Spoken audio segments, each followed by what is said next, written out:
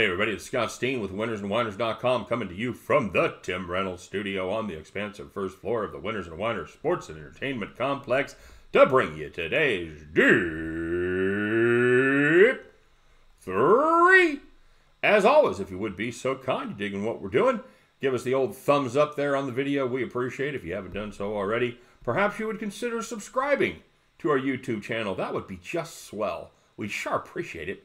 Tell your friends, tell your family, follow us on the Twitters, over there on Facebook as well, doing that social media thing. So, we want to know what you're playing. Of course, let us know your 5 best plays. Put them in the comment section.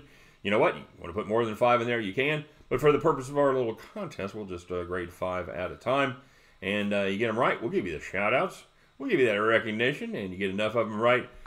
Just like Tim Reynolds, you, my friend, will be our capper of the day. What could be cooler than that? Well, perhaps making a lot of money sports betting. That would be also pretty cool as well. And, of course, to help in your handicapping day-to-day adventures, don't forget to stop and check out our both of our sites, winnersandwhiners.com and our sister site, statsalt.com. Deep dives into every game going on in America, every single game. That's right, every game, every day, always free. winnersandwhiners.com and statsalt.com. All right, kids, let's see how we did yesterday. Not too shabby. For we got back on the we got off the NBA schneid as we hit the Knicks. Took them overtime to do it, but they got the job done. How about those Knicks? And in the Miami game, it took Miami a little while to get rid of those Sixers. But they came out with a strong second half and ended up cruising to victory. We were not so lucky in the Florida State game, as that game was pretty much in the 6 to 8 range the whole time. Roy's boys just wouldn't go away. North Carolina did not win, but Florida State did not cover. You know, and I got to tell you, that was one of the toughest ones that I did, and I was for my handicapping on Sunday night when I got back, because we went down and we did the driving around being crazy thing like we talked about. You know, I got back late, and I didn't have the time to do all the deep dives into all of the MEAC and the SWAC stuff. And that was that Florida State game was one of the ones that stood out there, and it was a tough one, but we just didn't have that big of a slate. So, you know, I'm not bitching, I'm not making excuses. It's just the pool wasn't quite as deep as it normally would be. Would I have still taken this game? Yeah, maybe. I don't know. Like Florida State, they're a hell of a team, but North Carolina, even bad North Carolina, is still, you know, better than a lot of teams. On the premium side, we had just the one pick. We had the Baylor Bears to cover 7. I think that number actually went down. I think there was some 6.5 available at one point. So they screwed around with them. Had them by 10 to 12 a lot of the game. Got it down to 9. K-State misses a free throw. Baylor gets the rebound. And the kid can't hold on to the ball long enough to get fouled to go down there and make it to 11. Nope. They have the turnover. K-State goes down, sinks the three-pointer. Bingo. Now it's at 6. They foul Baylor, and you know, one makes us a push, 2 makes us a winner. Any guesses how many he made? Any guesses at all? How many people are sticking up that many fingers? Huh? Is that what you're doing right there? Because you're right. That's how many he made. Absolutely. Zippo! Clanged the front one off the front of the rim, and just hit the other one off the side. Neither one were close. Just it'd be like me shooting at the Y. If I drew iron, it would look like me shooting the ball. You know, I don't look at many athletic endeavors these days and go, there's something I could do. But when I see free throw shooting like that, I know, yes, I could do that. Absolutely. I could draw iron. I could draw iron twice shooting free throws. I have confidence. It might take me a warm-up too. Because, you know, I've shot a couple times, and the thing you don't remember is, like, you don't remember how far it was. Anyway, so, as you might suspect, my basketball career was never very successful. I enjoyed playing the game as a kid, but anywho, I digress. So, let's stop yakking and let's start back in here as we take a look at our schedule for tonight. By the way, we got a double dose of shout-outs coming, so yeah, the less yakking for me, the better, because we're going to be running the double shot there at the end. So, starting in the NBA, as the Milwaukee Bucks travel down to the Big Easy to take on the New Orleans Pelicans. Milwaukee is a 6-point road favorite in this one. Guys, this is going to be an entertaining series for a few years at least, most likely. The Pels have shown the offensive firepower once they've added Zion to compete with anybody. In fact, they've averaged 125.7 points since Zion made his debut. But Their defense, let's generously call them a work in progress. But I think the atmosphere at this one, I think it's going to be cranked up a notch there in New Orleans, and I think we're going to have a little bit of a playoff feel. The Bucks, man, they have been a tough team to bet against. They really have. But I think that this is just a few too many points for this young New Orleans squad. I think Zion and the Pelicans, I think they get fired up in front of the faithful. I think they get it done. Give me, I'm not sure they're going to win it, but I think they keep it close. Give me the New Orleans Pelicans plus the 6 points. And keeping our eye on the NBA, taking a look in the West Coast as the San Antonio Spurs take on the Los Angeles Lakers there in the Staples Center. Staples, yep, we got that.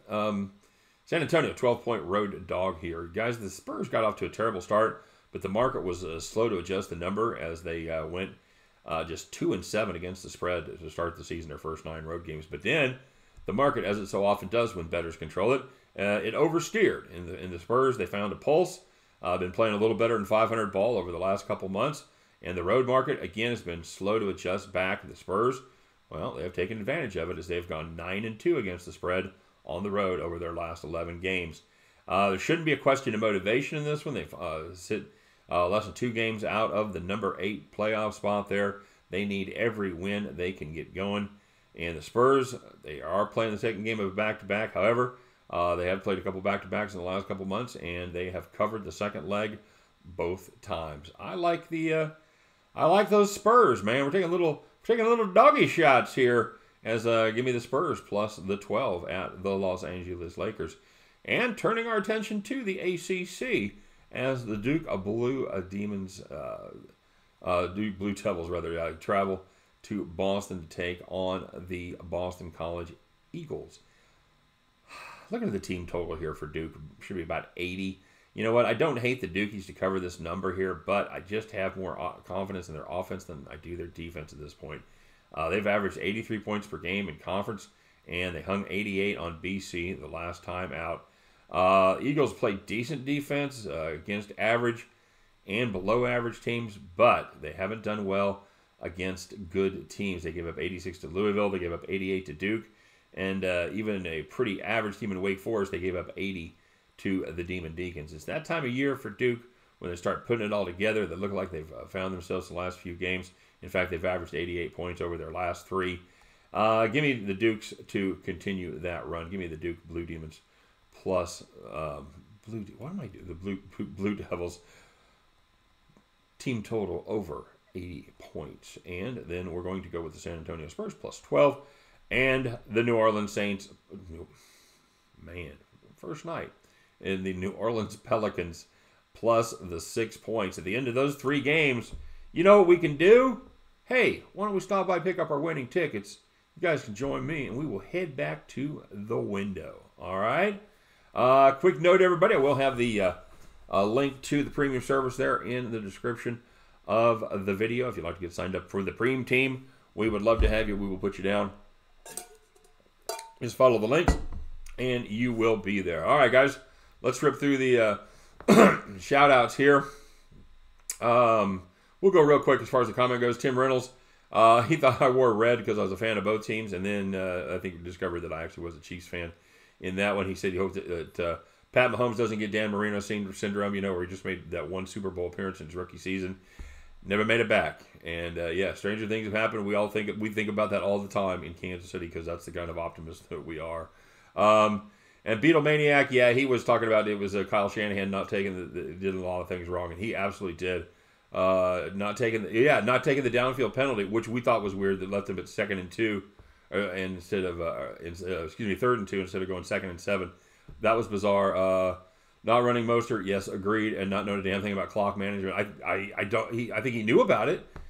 He just chose not to try to score there before for first half. And yeah, make no mistake, I think with a little bit of a different tweak in their game plan, they're supposed to be running the ball late. I don't think Kansas City wins that game. I think Kansas City had the talent and the ability to take advantage of the situation when it was presented to him. But if you just keep running Mostert, they hadn't showed that they could really stop him. He averaged 6.2 yards per carry. You just keep banging him, and banging him late in the game. He chews up clock, chews up yards. I don't know what you're looking for. I think if they do that, Kansas City never gets the opportunity to win that game. I think it's over. So, hey, Shanahan, appreciate it. Now we know how New England felt against Atlanta. So anyway, yeah, Meadowbania idea, I absolutely agree. I think that maybe Shanahan needs some help. I need somebody. Okay, probably. All right, there. Now we're going to get dinged for copyright. Guardian Angel, once again, had some very kind words, man. We appreciate it, as always. Love to hear the good stuff. Being Manny and Mike Gifford both reached out and congratulated me on my Chiefs. Appreciate it, guys, very, very much. I'm not going to read the guys with perfect tens. I will read the names of the people that actually made money. Jimmy Jack went 3-2 plus 108 on the day, and Tim Reynolds went 2-0 plus 200.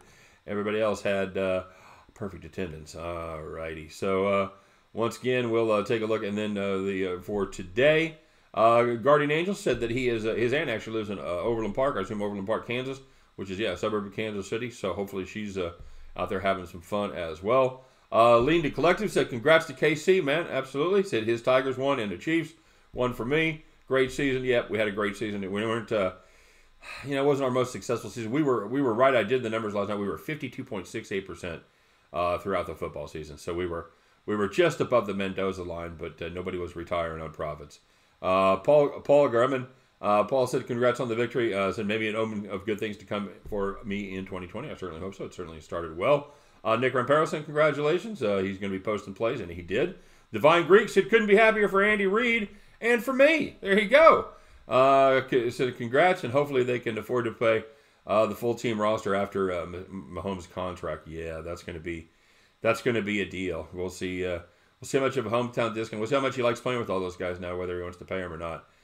Salah Udin said, Did you not just think the 49ers would win yesterday? No, I did not. I did, however, do a video from one of our handicappers where I took the San Francisco. That was a very difficult video to do, by the way.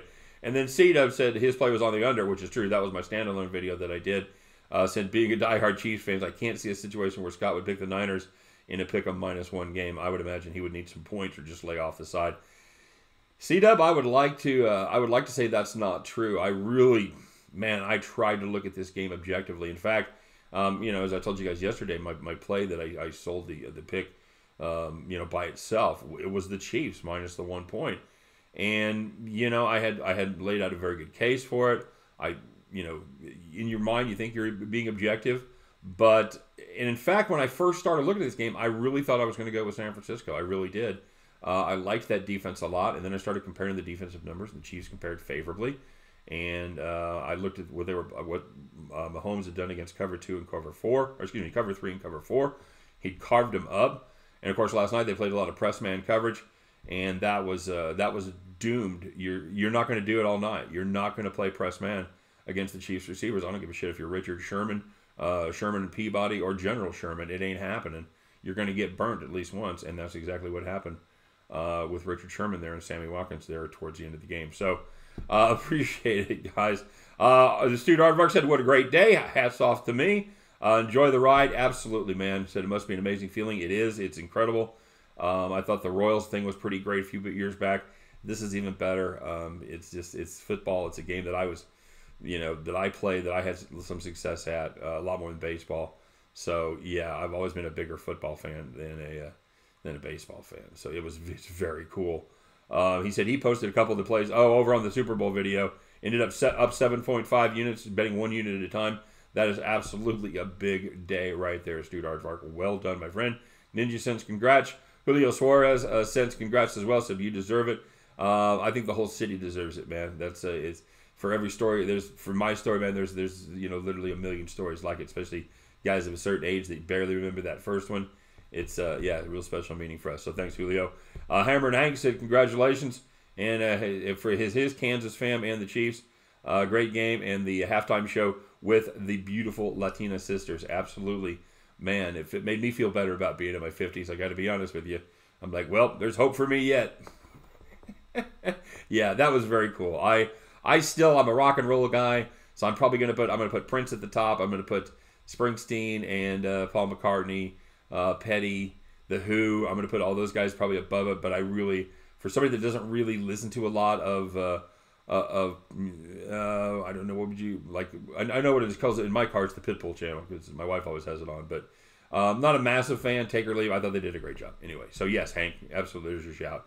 Okay, so here we go for today. Perfect attendance: Derek Gibson, Nick Rampero, Derek Saunders. He got juiced, but we had some moneymakers out there. We had some earners. Paul Grimman goes 1-0 plus 100, and he 2-0 plus 200. The Divine Greek, he goes 4-1 plus 290. C-Dub goes 3-0 plus 300. But you know him, you love him. He's the one, the only. He's been kind of a late joiner. He's been with us here for a few weeks now. It is Corgi Small going 1-0 straight, 1-0 on his parlay. He put North Carolina together with KU on the parlay. He had North Carolina straight up, and that spells plus 360 in our book. Corgi Small, congratulations, my friend. You are our capper of the day. Well done. Well done to the rest of you. Thanks for watching, guys. Hey, man, let's go out there and make some money today. And no matter what happens, though, we'll be back here tomorrow. We'll do what we do. We'll bitch about our bad beats. I told you I'd be bitching about my bad beat. I told you I'd try to take a day off. Nope, I didn't. Missed 2 free throws. I'm right back bitching about my bad beats. I'm a liar. That's right, folks. I'm a liar. We'll bitch about our bad beats. We'll brag about those fat stacks. And then it'll be hump day. And where would you rather be, trying to figure out a big basketball schedule on the college side and the pro side? We'll just jump in there. We'll fire it up. We'll do it all again. All right? Thanks for watching, everybody. Couldn't do it without you. Good luck on all of your plays. And I will be looking for you back at the window. Take care.